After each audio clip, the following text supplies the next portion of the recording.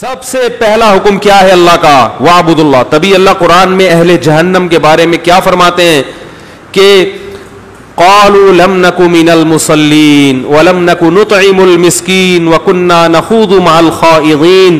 فرمایا جب اہل جہنم میں جائیں گے، حالانکہ ان میں بہت سے ایسے ہوں گے جنہوں نے بڑے اچھے اچھے کام بھی کیے ہوں گے، لیکن جب ان سے پوچھا جائے گا کہ تم جہنم میں کیوں گئے، وہ کہیں گے لَمْ نَكُ مِنَ الْمُصَلِّينَ، ہم نماز بولو بھائی نہیں پڑھتے تھے.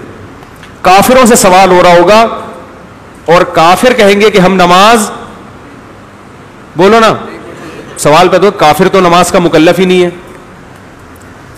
ارے وہ تو کلمہ پڑھتا ہی نہیں ہے تو وہ نماز کیوں پڑھے گا؟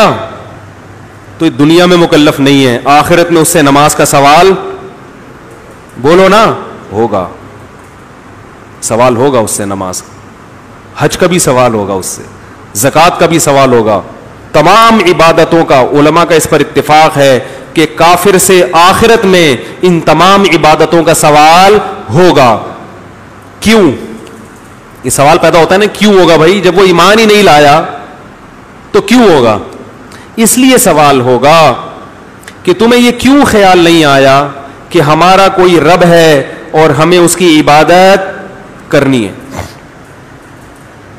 وہ کہہ سکتے ہیں کہ ہمیں تو خیال آیا تھا لیکن ہمیں یہ بھی خیال آیا کہ اس طریقے سے کیوں کرنی ہے جس طرح سے مسلمان کہہ رہے ہیں.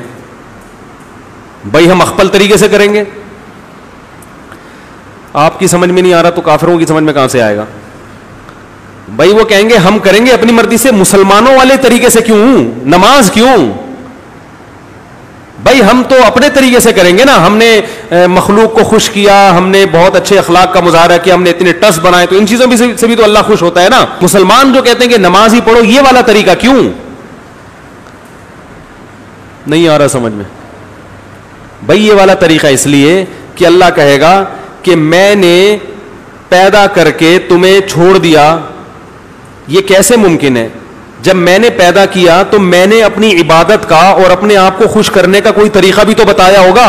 اگر یہ والا طریقہ غلط تھا تو پھر صحیح طریقہ تم بتا دو، دلیل سے، کوئی دلیل سے ثابت کرو کہ یہ والا نہیں وہ والا طریقہ صحیح تھا. ساری دنیا کے جنات اور انسان مل کے عاجز آ جائیں گے، دلیل سے کسی اور طریقے کو ثابت نہیں کر سکتے. ہے ہی نہیں کوئی اور طریقہ عبادت کا جو نماز کا آلٹرنیٹ ہو.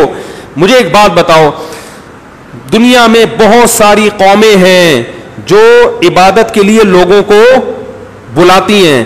ان میں ایک طریقہ مسلمانوں کا ہے اذان کا، ایک طریقہ ہندوؤں کا ہے، وہ مختلف طریقے ہیں، سکھوں کے مختلف ہیں، عیسائیوں کے مختلف ہیں.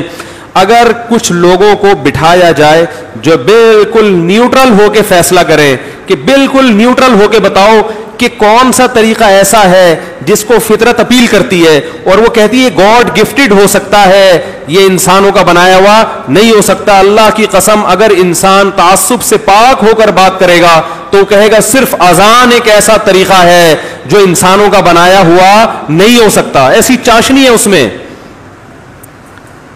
میں برما میں تھا، ہم نے وہاں بدھسٹ کی بھی اذانیں سنی ہیں، نہیں سنی جاتی، کوئی اس میں لذت نہیں ہے، کوئی نور نہیں ہے. اور جب صبح کے وقت اللہ کا نام فضاؤں میں گونجتا ہے، اللہ اکبر اللہ اکبر، کیسا مزہ آتا ہے. یہ تو ہمارے ہاں مؤذنین بیچارے بعض اتنے ٹیڑھی میڑھی اذانیں دیتے ہیں کہ وہ اذان کا سارا نور خراب کر دیتے ہیں. ورنہ اذان اگر تجوید کے ساتھ صحیح طریقے سے دی جائے تو اذان سے زیادہ مٹھاس اللہ نے کسی چیز میں نہیں رکھی.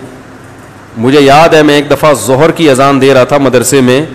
اس وقت ہمارا قیلولے کا ٹائم ہوتا ہے، سب سو رہے ہوتے ہیں، تو میری ذمہ داری تھی میں اٹھتا تھا پہلے اذان دیتا تھا.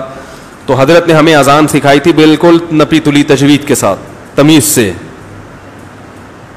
تمیز سے اذان جسے کہتے ہیں نا، پوری تجوید کے قواعد کے ساتھ. تو مجھے یاد ہے ہمارے حضرت دروازہ کھول کے نیچے آ جاتے تھے. بسا اوقات ایسا ہوتا ہے نیچے آ کے پوری اذان سنتے، ان پر ایک عجیب کیفیت طاری ہوتی تھی. ایک انگریز کو میں نے دیکھا، مسلمان ہوا، ہمارے مدرسے میں آیا، تو جیسے ہی اذان ہوتی تھی نا اس کے چہرے کا رنگ عجیب سا ہو جاتا تھا، ایک دم چپ خاموش. سب سے کہتا تھا اس کو غور سے سنو. میں نے کہا دیکھو اس پہ کتنا اثر ہو رہا ہے اللہ کے نام کا. یہ اگر کسی پہ نہیں ہو رہا نا تو یہ اس کی علامت ہے اس کا دل خراب ہو چکا ہے. کتنا مزہ آتا ہے جب میں فجر میں جو اذان ہے نا اس کا تو الگ ہی نور ہے. یعنی یہ جو خاموشی ہے نا صبح کی, یہ اللہ کا نام اس خاموشی کو توڑتا ہے, اللہ کا نام توڑتا ہے اس خاموشی کو.